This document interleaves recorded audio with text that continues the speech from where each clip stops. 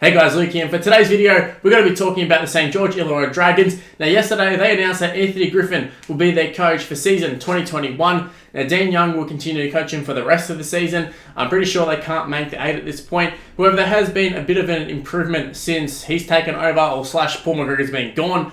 Now, the Dragons, they've had quite a few years of, I'm going to say mediocrity with Paul McGregor. I feel like they haven't necessarily regressed under him. They just haven't got any better.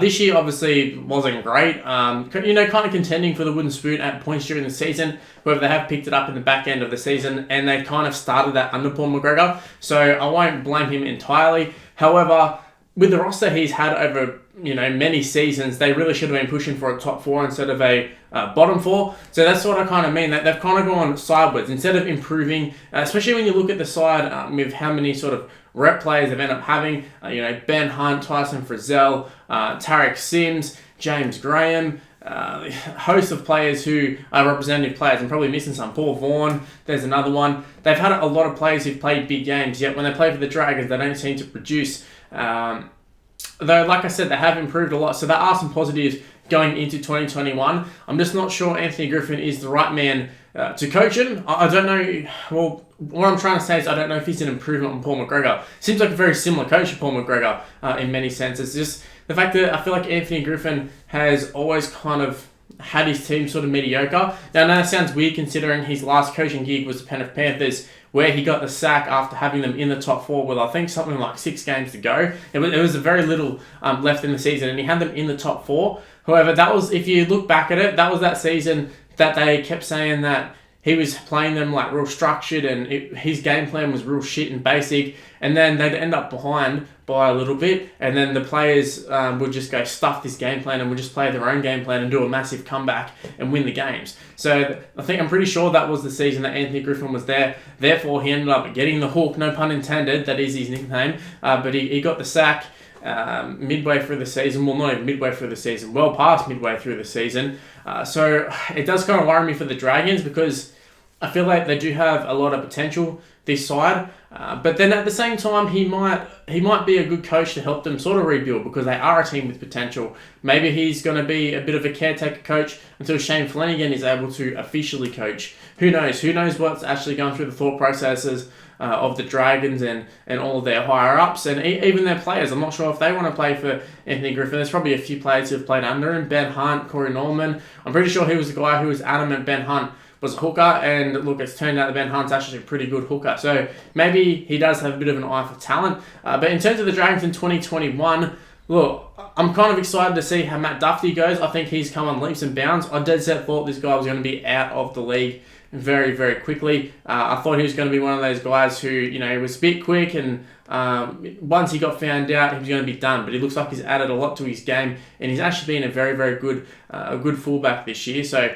I'm pretty happy with the progress of Matt Duffy. Also, Zach Lomax. He was another one who I didn't see much of the hype. There was a lot of hype about him. Didn't really understand it, and he's really come on. So they're still very, very young, those two guys, and I'd love to see them in a couple of years' time. But the problem is he's going to be under Anthony Griffin, and apparently his attacking style is absolutely horrendous based off what we've seen in the past. And look, the two clubs he's coached, he took over a pretty good Penrith squad. Didn't really do much with them. He took over the Brisbane Broncos with a pretty good squad. Didn't do much with them either. I'm pretty sure he was the same one who was getting Ben Barber and was it Milford, getting them to pile on all this weight, bulking them up after, like, Ben Barber was the Dally M Player of the Year, absolutely tearing teams apart, and then he goes to the Broncos and they bulk him up under Anthony Griffin. I'm pretty sure that's him. So yeah, I don't know. I don't really have the highest opinion of Anthony Griffin as a coach, but therefore, like, I'm not really a player. So I'm not really a player. I'm definitely not a player. And maybe the players have a different opinion. I saw Jamie Soward come out and say he didn't get along with Anthony Griffin at the Panthers, but he kind of wishes he did now, because he's sort of seen him outside of football and he kind of understands where he's coming from now. So maybe there is something to Anthony Griffin, but at the same time, Soward's sort of come out and acknowledged he didn't get along with him, which is what a lot of the rumours were when he was at the Panthers, was that he had a falling out with the playing group. The playing group had lost him, and it kind of seemed obvious on the field too when they were coming out. They weren't playing well, and then when it looked like they threw out the game plan, they ended up playing well. So when that's happening, it's kind of like, well, how can the coach take any credit? What's going on there? Like, it's not a good sign when the players are throwing out the game plan, whether it's working or not. And it was working for him, so it kind of shows Anthony Griffin's coaching style maybe wasn't the best. And apparently he's not very good with coaching staff, which should be interesting, considering Shane Flanagan apparently running the show there. That's what all the talk is, Shane Flanagan doing the attack and all that sort of stuff. And the attack's actually been looking all right as of late. But yeah, it's interesting to see what the Dragons do in 2021. Losing Tyson Frizzell, I don't think they've really gained anyone. There's nothing I can sort of think of. They've already lost James Graham too. So in terms of player recruitment and that sort of stuff, haven't really gained too much. And Anthony Griffin coming along, I can't see them. I can't see them being much better next year. In fact, maybe worse. I mean, Tyson Frizzell is a pretty big player to lose. Like, he's one of the best second rows, if not the best second row in the game. Absolutely phenomenal player, Frizzell. Big pickup for the Knights. But yeah, Anthony Griffin, I don't, not that I don't rate him, it's just, I just think they could have done better. But then at the same time, there's not really too many coaches on the market. So, I mean, I don't know. Should they just stay with Dean Young? Let me know in the comment section below. Is that what you would have done if you were the Dragons? I probably would have. I would have given him a go. Like I said, I mean, Dean Young, he's unproven, but give him a go. If anything, just let him be a caretaker until Flanagan is able to actually coach again, because that seems to be the plan anyways. Now, Anthony Griffin apparently will get teams fit and disciplined, so that might be good for the Dragons, but apart from that, I don't know what else he really offers, because he doesn't really have any history of success or anything. So in terms of them winning a comp, I have no faith in the Dragons even competing for a comp or anything. But I don't know, maybe he'll be good for a rebuild. Maybe he'll be that sort of that Nathan Brown sort of coach who can just come in, get them through the next few years, and then he can move off and Flanagan can come in, or someone else. That probably is the plan. But at the same time, I feel like Dean Young could have done that job too. Could have got him experience, and even if he ended up being a good coach, then you could have just kept him there, because he's coaching them all right at the moment. That's what it seems to be anyways. But then, like I said, apparently the whispers are that Shane Flanagan's doing a lot of the job anyways. So who really knows? But yeah, Anthony Griffin, I don't think is a great appointment, but they could have done worse. They definitely could have done worse.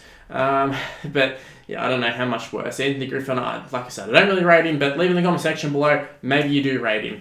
Anyway, guys, that's where I'm going to wrap up the video. I thought I'd do a quick little video talking about Griffin signing with the Dragons. Not been a hell of a lot of news as of late in terms of the NRL, apart from just talking about Sunnyville. That's all they want to talk about at the moment. But yeah, leave in the comment section below. What are your thoughts on the Dragons in 2021, even in season 2020? Is there a lot of improvement for them, or do you see them regressing after losing Tyson Frizzell?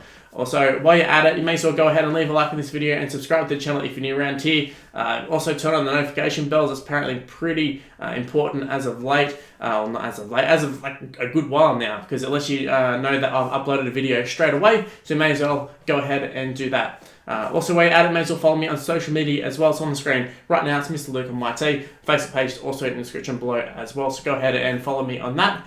And guys, that's where I'm going to end the video. Thanks for watching. I'll see you in the next video. Bye, guys.